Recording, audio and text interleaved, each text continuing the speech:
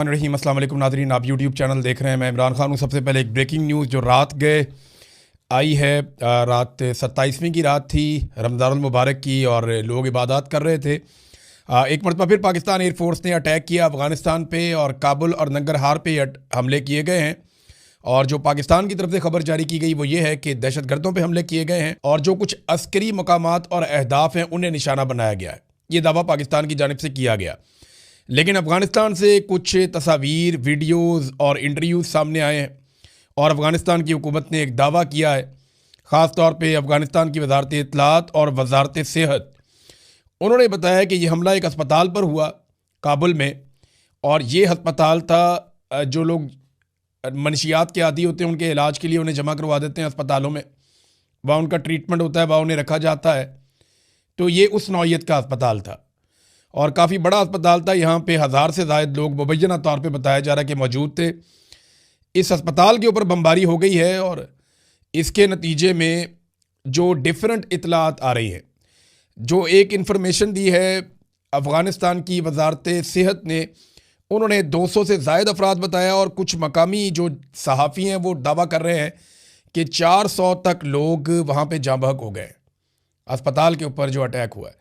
अब पाकिस्तान की जो सरकार है या पाकिस्तान के जो अस्करी ज़राए हैं उनके दावे हैं कि जी ऐसा कुछ नहीं हुआ, हमने तो सिर्फ अस्करी अहदाफ को निशाना बनाया जहाँ से पाकिस्तान में दहशतगर्दी हो सकती है। जबकि अफ़गानिस्तान की गवर्नमेंट और उनकी वजारत वो ये कह रहे हैं कि अब पाकिस्तान ने जो एरियल स्ट्राइक किया है, फ़िज़ाई हमला किया है, उसके नतीजे में अस्पताल के ऊपर बम गिरे हैं और वहाँ पे लोग जाँ बहक हुए हैं। अब इसकी मज़ीद तहकीकात होंगी, आलमी इदारे इस पर बात करेंगे तो पता चलेगा कि क्या हुआ। लेकिन बड़ा अफसोसनाक वाक़या है। ये बम किसी का भी गिरा हो, कहीं से भी आया हो, ये किसी ने भी तबाही की हो, लेकिन ये ख़ित्ते में अमन और इस्तेहकाम के लिए कोई अच्छी चीज़ नहीं है कि इतने बड़े पैमाने पे लोग जो एक बिल्डिंग के अंदर बंद है। क्योंकि आप याद रखिएगा, जहाँ पे ऐसे मरीज़ों का इलाज किया जाता है जो मनशियात के आदी हों, उन अस्पतालों को ताले लगे हुए होते हैं, वहाँ सिक्योरिटी का बड़ा कड़ा इंतज़ाम होता है और कोशिश की जाती है कि वहाँ से बाहर ना निकल सकें ये लोग, क्योंकि ये भागने की कोशिश करते हैं दौरान इलाज।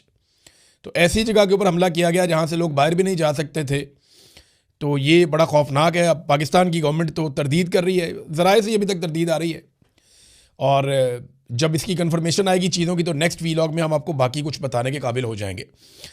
डोनाल्ड ट्रंप ने एक बड़ी लंबी प्रेस कॉन्फ्रेंस कर दी है। देखिए, अमेरिका जब जंग जीत रहा होता है ना तो फिर वो इंजॉय कर रहे होते हैं, फिर सिर्फ जेस्चर्स दे रहे होते हैं, फिर सारे लोग कुछ और बोल रहे होते हैं। लेकिन जब अमेरिका जंग नहीं जीत रहा तो हालात बहुत ख़राब हैं। डोनाल्ड ट्रंप अमेरिका के अंदर इंटरनल पॉलिटिक्स में बहुत बुरी तरह फंस गए हैं। डोनाल्ड ट्रंप की हमायत ख़त्म होती जा रही है, हत्ता कि इसराइल की जो हमायत है अमेरिका में वो भी कम हो रही है। अभी एक नया सर्वे करवाया गया है और उस सर्वे के नताइज ये बताते हैं कि डोनाल्ड ट्रंप की मकबूलियत तो वैसे ही फारिग हो गई, और ये जो जंग है इसको अमेरिकन समझते हैं कि ये इसराइल की जंग है, अमेरिका की जंग नहीं है। ये 84% इसराइली ये समझते हैं, CNN ने जो सर्वे करवाया। और अभी एक और सर्वे में इसराइल की हमायत अमेरिका में कम हो गई है। ये जो अभी गज़ा के अंदर हुआ उसकी वजह से, और ख़ास तौर पे ईरान के ऊपर जो अटैक किया अमेरिका ने और इसराइल ने मिलकर, अमेरिकन ये समझते हैं कि ये नेतन्याहू की वजह से हुआ और अमेरिका भी फंस गया। बहरहाल डोनाल्ड ट्रंप ने एक बड़ी लंबी प्रेस कॉन्फ्रेंस की, उसमें सवालात और जवाब भी हुए। डोनाल्ड ट्रंप के साथ बाकी लोग भी मौजूद थे। जो अहम बातें डोनाल्ड ट्रंप ने कहीं प्रेस कॉन्फ्रेंस में वो मैं आपके सामने रखता हूं, फिर आपको बड़ी इंटरेस्टिंग चीज़ें मैं बताऊंगा। एक तो ये बात आप ज़हन में रख लें कि डोनाल्ड ट्रंप का जो एक ये ऑपरेशन था ना, जिसका उसने नाम रखा ऑपरेशन एपिक फ्यूरी, ये अब एक एपिक फेलियर बनता जा रहा है। और ये मैं नहीं कह रहा, ये बहुत सारे लोग कह रहे हैं। डोनाल्ड ट्रंप ने जो कुछ बातें की कि जंग इसी हफ्ते ख़त्म हो सकती है या जल्द ख़त्म हो सकती है, ये भी कहा। फिर ये भी कहा कि ईरानी फ़ौजी ताकत को हमने मुकम्मल तौर पे तबाह कर दिया है। फिर सेम टाइम में डोनाल्ड ट्रंप ने यह भी कहा कि ईरान हज़ारों मिसाइल आसपास के ममालिक पर दाग रहा है जो इस जंग में शामिल होने की तवक्को नहीं रखते। यानी डोनाल्ड ट्रंप का ना CNN ने एक क्लिप जारी किया जिसमें एक ही प्रेस कॉन्फ्रेंस में डोनाल्ड ट्रंप चंद मिनट पहले कोई और बात कर रहा है, चंद मिनट बाद कोई और बात कर रहा है। इसी प्रेस कॉन्फ्रेंस में डोनाल्ड ट्रंप कहता है हमें किसी की मदद की ज़रूरत नहीं है, और इसी में कहता है हमारी मदद करने के लिए कोई क्यों नहीं आ रहा, हमें मदद चाहिए। इसी में डोनाल्ड ट्रंप कहता है कि ईरान को मुकम्मल तबाह कर दिया, हम जंग जीत गए हैं। इसी में डोनाल्ड ट्रंप कहता है कि जनाब आप नए हुर्मस को खुलवाने के लिए सबको आगे आना पड़ेगा, अमेरिका को मदद चाहिए। और इसी में डोनाल्ड ट्रंप कहता है कि अब ईरान के पास बहुत थोड़े से मिसाइल, चंद ड्रोन रह गए हैं। इसी में कह रहा है कि वो बहुत बड़े पैमाने पे हमले कर रहा है। तो डोनाल्ड ट्रंप ने अलग अलग किस्म की बातें एक ही प्रेस कॉन्फ्रेंस में कर दी। सीएनएन ने वो क्लिप काट के लगा दिए। सीएनएन डोनाल्ड ट्रंप से बदले ले रहा है जो कुछ डोनाल्ड ट्रंप ने सीएनएन के साथ किया माजी में। बहरहाल डोनाल्ड ट्रंप ने कहा कि ईरानी फौजी कुव्वत को हमने तबाह कर दिया है, इस जंग के बाद दुनिया ज़्यादा महफूज हो जाएगी। ईरान के पास सिर्फ 8% मिसाइल और चंद ड्रोन बाकी रह गए। वे कौन गिन गिन के बता रहा है कि 8% है मिसाइल? ईरान तो कह रहा है कि उनके पास बहुत सारे हैं। फिर इन्होंने कहा जी कुछ ममालिक ने हमें मायूस किया है और उन्होंने जंग में ताउन नहीं किया। नेटो के हवाले से डोनाल्ड ट्रंप ने कहा कि हमने नेटो पर अरबों डॉलर खर्च किए हैं मगर वो हमारे दिफा के लिए मौजूद नहीं है और आबना हुर्मत पे हमें मदद नहीं दी गई।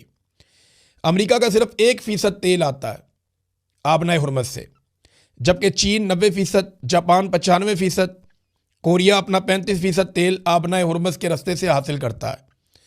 ये तमाम ममालिक अपने बहरी बेड़े भेजें और इनकी ये जिम्मेदारी बनती है।